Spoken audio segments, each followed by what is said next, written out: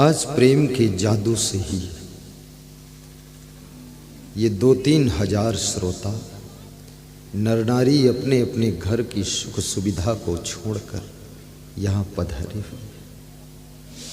हर नारी को चाहिए कि अपने पति के ऊपर प्रेम का जादू छोड़ दे, फिर आपका पति चाहे जहाँ जाए वो आपकी याद में रहेगा, कहीं भी भूलेगा नहीं, भटकेगा नहीं, अटकेगा नहीं, फिसलेगा नहीं। बस उसके ऊपर थोड़ा प्रेम का जादू छोड़े। हर पुरुष को चाहिए कि अपनी पत्नी के ऊपर प्रेम का जादू छोड़े, तो आपकी पत्नी मायके फिर बहुत कम जाएगी, मायके की याद भी कम करेगी। इसके ऊपर डालो तो जादू। लेकिन जादूगिरी में भी कंपटीशन है, क्योंकि हर बेटी के ऊपर उसकी माँ भी जादू डाल रही है, उसका बाप भी डाल रहा है, भाई भी डाल रहा है, उसकी छोटी बहनें भी डाल रही हैं। अब तुम पति देव बनो हो तो तुमको भी जादू डालना है, तो सबसे सुपर क्लास का जादू डाल दो उसके ऊपर। नहीं तो इतने लोगों का जादू डलवा के आई है वो ससुराल में, माँ का जादू है उसके ऊपर। इसलिए ज़्यादातर लड़कियां जब ससुराल जाती हैं बहुत रोती हुई जाती है, और ससुराल से जब लौटती है ना तो हंसती हुई लौटती, क्योंकि उधर का जादू पड़ा ही नहीं अभी। सासू को भी चाहिए कि अपनी बहू के ऊपर जादू डाले। देवरानी जेठानी भी एक दूसरे के ऊपर प्रेम का जादू डाले। और जिसके ऊपर तुम प्रेम का जादू डाल दोगे, प्रेम का जादू अलग है, वासना का जादू अलग है। वासना का जादू तो कचड़ा है, बेकार है, वो तो वेश्या के पास होता है। वासना का जादू वो तो कोई काम का नहीं। उस जादू में ना फंसो और ना वासना के जादू में किसी को फंसाओ, क्योंकि वासना का जादू तुम्हारे जीवन के सुख शांति को विष बना देता है। उपासना का जादू डालो, जैसे मैं भी जादू डालता हूं आपके ऊपर, ऐसा नहीं, तुमको पता नहीं चलता, चुपके से डाल देता हूं। प्रेम का जादू डालता हूं और ज्ञान का जादू डाल देता हूं। उसी जादू के प्रभाव से तुम आते हो, और जब तुम मेरे ऊपर जादू डाल देते हो ज्यादा, तो मैं तुम्हारे यहाँ आ जाता हूं।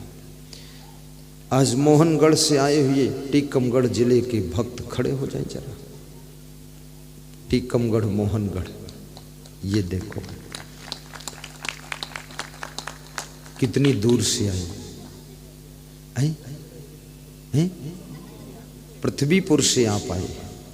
आपने 500 रुपये मेरी सेवा में दान दिया और कहा कि 11,000 रुपये उज्जैन आश्रम के लिए दूंगा।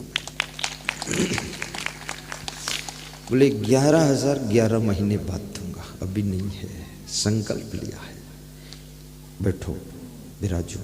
वो पीछे और एक मोहनगढ़ वाले खड़े हो, मोहनगढ़। इन्होंने कहा कि मोहनगढ़ में आपका सत्संग कराऊंगा।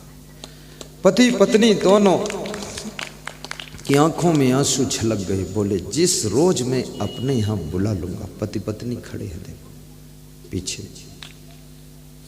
आ जाओ यहाँ डिब्बा के पास प्रणाम कर लो, ये दान डिब्बा है ना, यहाँ प्रणाम कर लो। ये पति पत्नी की इच्छा है मोहनगढ़ ले जाऊं गुरुदेव। अब ये जादू मेरे ऊपर डाल रहे हैं, अब डल जाएगा तो चला जाऊंगा, नहीं जलेगा तो नहीं जाऊंगा। आधा तो डल गया है, आधा बचा है। मोहनगढ़ में जैसे आज यहां प्रवचन हुआ है, ऐसे मोहनगढ़ में भी 2-3 दिन का प्रवचन आने वाले टाइम में हो। धन्य हो। और यही व्यवस्था पूरी वहां जाकर लग जाएगी। ठीक सोनी जी, यही लगेगी सब, यही पंडाल, यही माइक, यही वीडियो, यही व्यास गादी, सिस्टम पूरा। खाली जमीन वहां की रहेगी, बाकी सब यहाँ। कोई टेंशन नहीं है। मैं भी यहीं से वहीं निकल जाऊंगा।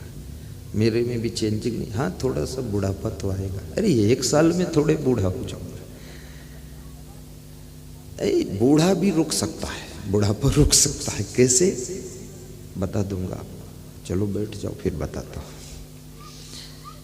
बुढ़ापा रोकना है, चिंता मत कीजिए, बुढ़ापा रुकेगा। थोड़ा सा भोजन कम कीजिए, बुढ़ापा रुक जाएगा। थोड़ा हंसिए ज़्यादा, बुढ़ापा रुक जाएगा, फिर बढ़ेगा नहीं जल्दी। सोइए गहरी नींद, बुढ़ापा ब्रेक हो जाएगा। जब दुख हो तो रोइए खूब, तो बुढ़ापा बिल्कुल रुक जाएगा। खूब रोया करो। इसलिए स्त्रियां जल्दी बूढ़ी नहीं होती, क्योंकि रोती खूब है ये। हाँ,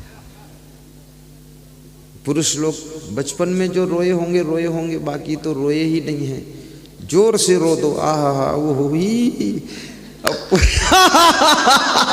और पुरुष रोता भी है तो कैसे रोता, किच किच किच किच करता, अरे मुंह खोल, भों से रो दे। पूरा ठीक से रोना पड़ेगा।